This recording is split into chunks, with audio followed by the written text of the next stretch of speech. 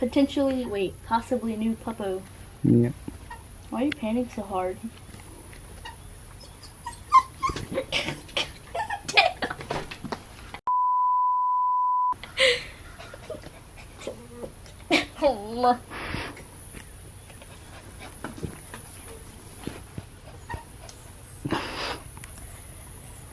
Guess what? You're a whiner.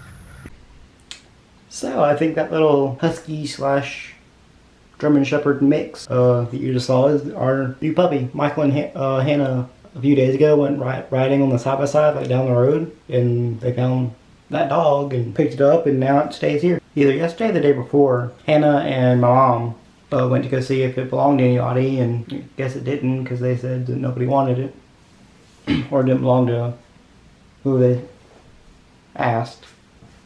So I guess we had a new dog.